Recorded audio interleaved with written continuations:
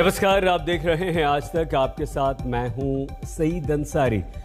दोपहर के 3 बजे हैं और इस वक्त हम आपको जम्मू कश्मीर के पुंछ में गोलीबारी पर अपडेट देते हैं। सबसे पहले बड़ी खबर यही है कि जम्मू कश्मीर के पुंछ में आतंकवादियों के साथ गोलीबारी फिर से शुरू हो गई है। मेंढर के जंगलों में आतंकी छिपे हुए हैं। सुरक्षा बलों का ऑपरेशन चल रहा है। सुरक्षा बलों ने आतंकवादियों के 3 मददगारों को भी गिरफ्तार कर लिया है। ये तीनों जंगल में आतंकवादियों को खाना पहुंचा रहे थे, रसद पहुंचा रहे थे, उनकी मदद कर रहे थे। तो मेंढर के जंगलों में छिपे आतंकवादियों को पकड़ने या मार गिराने के लिए सुरक्षा बलों ने घेर लिया है इलाके को चारों तरफ से और लगातार गोलीबारी चल रही है। रुक रुक कर गोलीबारी हो रही है। इस वक्त जो खबर है, अपडेट यही है कि एक बार फिर से गोलीबारी शुरू हो चुकी है, लेकिन इन छिपे हुए आतंकवादियों को मदद पहुंचाने के आरोप में 3 लोगों को भी सुरक्षा बलों ने गिरफ्तार कर लिया है। ये लोग, इन तीनों आतंकवादियों को 3 से ज्यादा भी ये हो सकते हैं, लेकिन फिलहाल जो खबर आई है उसके अनुसार, लेकिन इन लोगों को गिरफ्तार किया गया है। मेंढर में एनकाउंटर, ये देखिए गोलियों की आवाज आप सुन सकते हैं।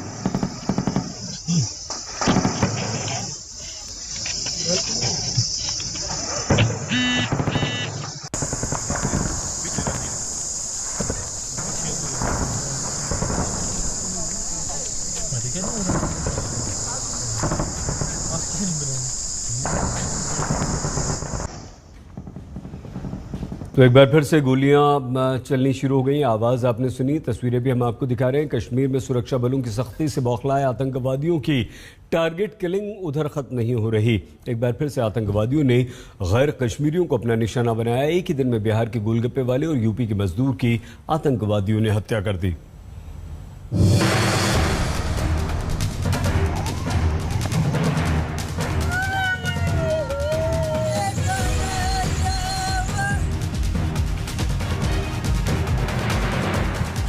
डबल टारगेट किलिंग से कश्मीर फिर दहल गया। आतंकियों ने फिर से गैर कश्मीरी बेगुनाहों को निशाना बनाया। कुछ ही वक्त के फासले में आतंकियों ने श्रीनगर और पुलवामा में 2 लोगों को मार डाला। पहली वारदात श्रीनगर के ईदगाह इलाके की है, जहां आतंकियों ने बिहार के गोलगप्पे वाले को पास से गोली मार दी। 30 साल का अरविंद कुमार साह उस वक्त रेहड़ी चला रहा था।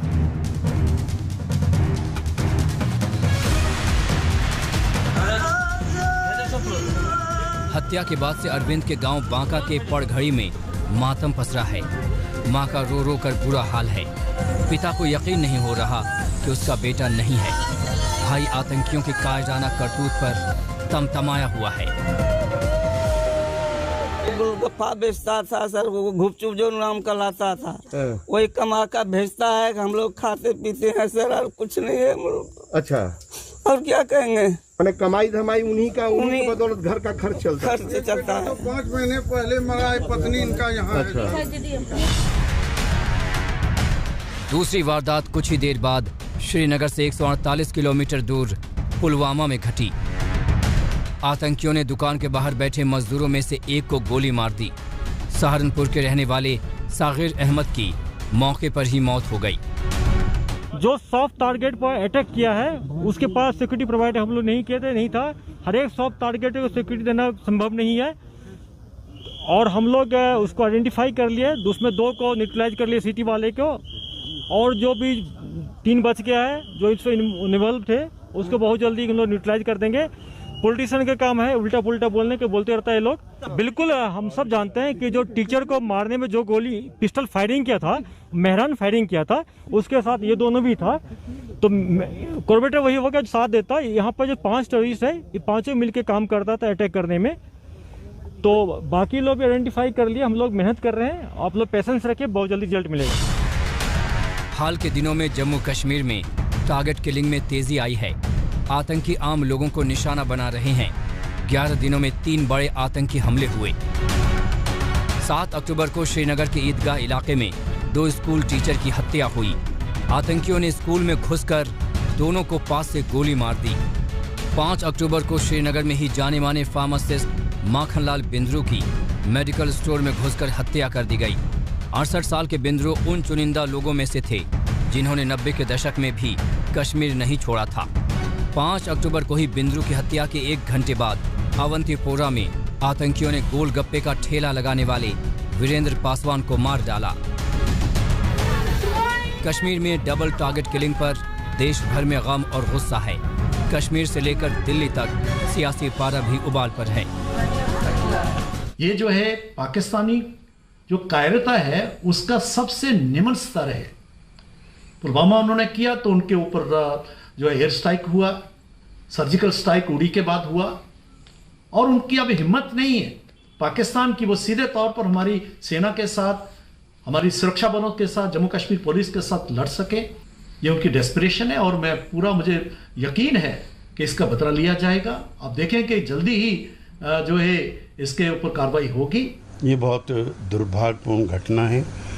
इससे पहले भी 1 दर्जन से ज़्यादा लोगों की शहादत हो चुकी है, जिसमें मिलिट्री के भी हमारे जवान शामिल हैं। मैं इन घटनाओं पर गहरी चिंता व्यक्त करता हूँ। जम्मू कश्मीर से 370 के हटने और सुरक्षा बलों के ऑपरेशन से आतंकियों की बौखलाहट बढ़ी है। टारगेट किलिंग, बाहरी और कश्मीरी पंडितों पर हमले इसी का नतीजा है। कश्मीर में अल्पसंख्यक पहली बार निशाने पर हैं, लेकिन अगर गैर राज्यों या बाहर के लोगों की बात करें तो अनुच्छेद 370 हटने के बाद अगस्त 2019 में भी गैर राज्य के रहने वाले लोगों को कश्मीर में निशाना बनाया गया था, जब कई सारे ड्राइवरों और कई सारे कामगारों की जो हत्याएं हुई थी। लेकिन उस पर किसी हद तक अंकुश तो पाया गया था, लेकिन एक बार फिर कश्मीर में इस तरह से हो रही टारगेट किलिंग्स ने सुरक्षा चिंताएं एक बार फिर बढ़ा दी हैं। अशरफ वानी, श्रीनगर, आज तक। कश्मीर के टारगेट किलर अब सुरक्षा बलों के टारगेट पर भी हैं। 10 दिन में सुरक्षा बलों ने आतंकवादियों के विरुद्ध 9 ऑपरेशन किए, 13 आतंकवादियों को मार गिराया। पंपोर में तो गोली का जवाब सुरक्षा बलों ने धमाके से दिया है।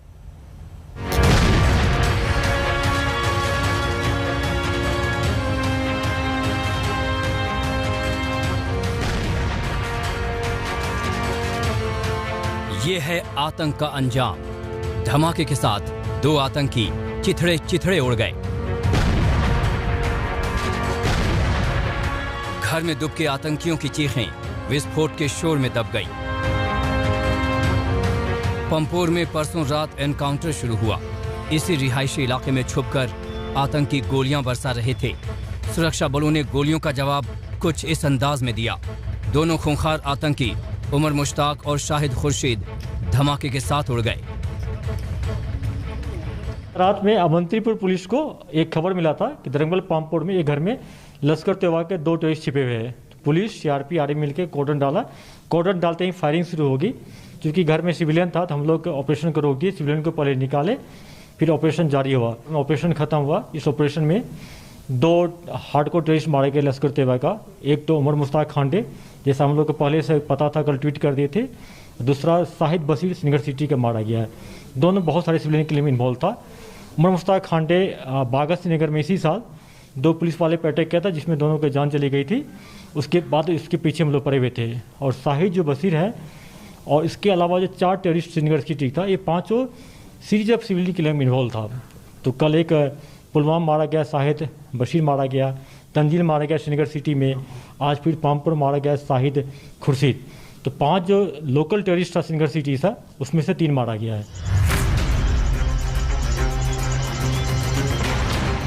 सुरक्षा बलों ने आतंकियों के खिलाफ ऑपरेशन चला रहा है। पिछले 10 दिनों में आतंकियों के साथ 9 एनकाउंटर हुए, जिसमें 13 दहशतगर्दों को मार गिराया गया। 8 अक्टूबर को श्रीनगर के छानपुरा में मुठभेड़ हुई, जिसमें एक आतंकी आकिब बशीर मारा गया। बशीर शोपियां का रहने वाला था। 9 अक्टूबर को श्रीनगर के ही मैथन में एनकाउंटर हुआ, लेकिन यहां से आतंकी फरार हो गया। 11 अक्टूबर को 2 इलाकों में मुठभेड़ हुई। अनंतनाग में सुरक्षा बलों ने एक आतंकी को मार गिराया और इसके बाद बांदीपुरा के एनकाउंटर में टीआरएफ का आतंकी इम्तियाज अहमद डार मारा गया। 12 अक्टूबर को शोपियां के इमाम साहिब में एक एनकाउंटर हुआ, जिसमें 3 आतंकी ढेर हुए। ये तीनों आतंकी टीआरएफ के आतंकी थे। इसी के बाद शोपियां में ही फिरीपोरा में एक एनकाउंटर हुआ, जिसमें 2 आतंकी मारे गए।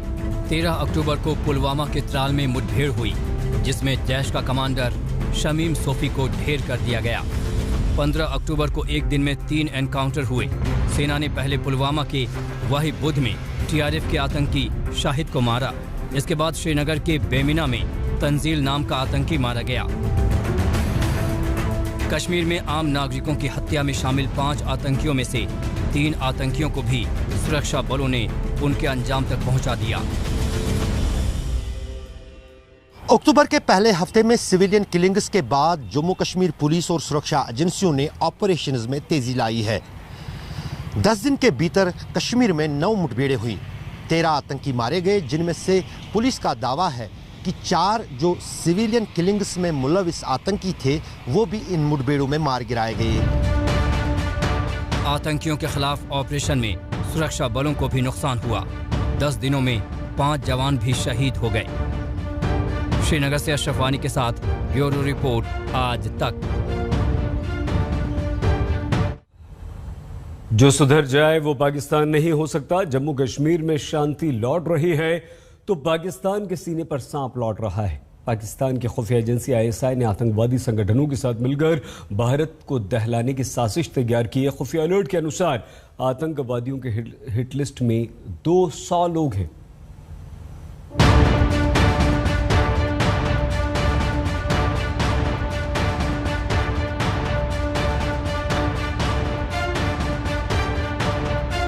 कश्मीर में सख्ती बढ़ी तो पाकिस्तान की बौखलाहट सामने आ गई।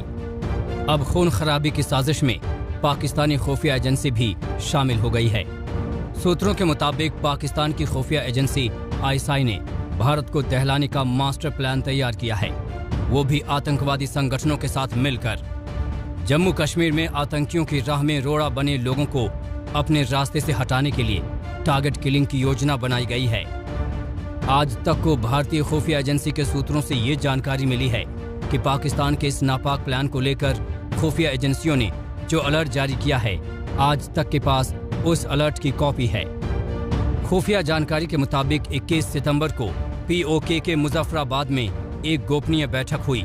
इस बैठक में पाकिस्तानी खुफिया एजेंसी ISI के अफसर और कई आतंकी संगठनों के लीडर शामिल हुए।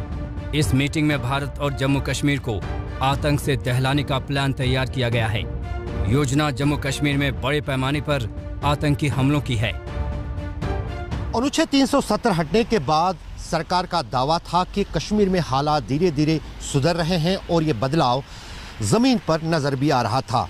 लेकिन पिछले कुछ हफ्तों के दौरान जिस अंदाज से न सिर्फ घुसपैठ में बढ़ोतरी हुई है, उसके साथ साथ आतंकी कार्रवाइयों और आतंकी हमलों में भी इजाफा हुआ है।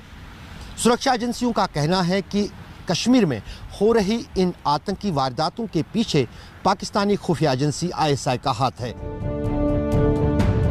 मुजफ्फराबाद में हुई बैठक में ISI और आतंकवादी संगठनों ने जम्मू कश्मीर में बड़े पैमाने पर आतंकी हमलों का प्लान तैयार किया है। आतंकवादियों का पूरा फोकस इस बार टारगेट किलिंग पर है। ISI ने अभी 200 लोगों की एक हिट लिस्ट बनाई है। मकसद है आतंकी हमलों से सनसनी फैलाना। गैर कश्मीरी BJP और संघ से जुड़े नेताओं के नाम इस हिट लिस्ट में हैं।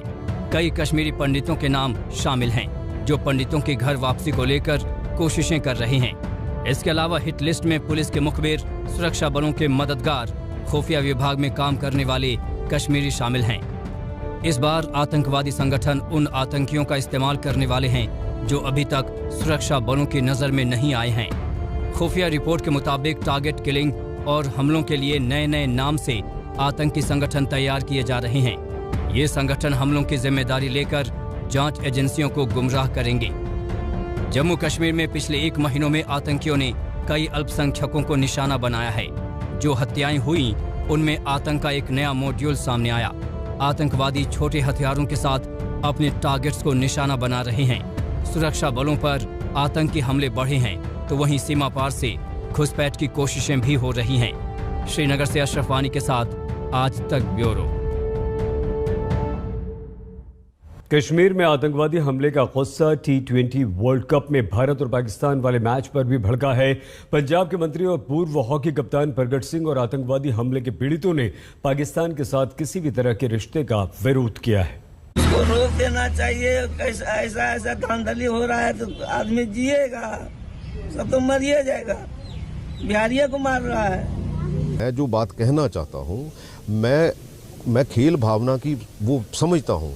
उसके कुछ हालात होते हैं। जब ऐसे हालात होंगे कि हमारी एक तरफ तो नौजवानों की शहादत हुई है और दूसरी तरफ हम खेलने जाएं, इसको क्लब नहीं किया जा सकता। ऐसा माहौल बनाना पड़ेगा कि हाँ भाई, हमें एक दूसरे की सपोर्ट करनी है।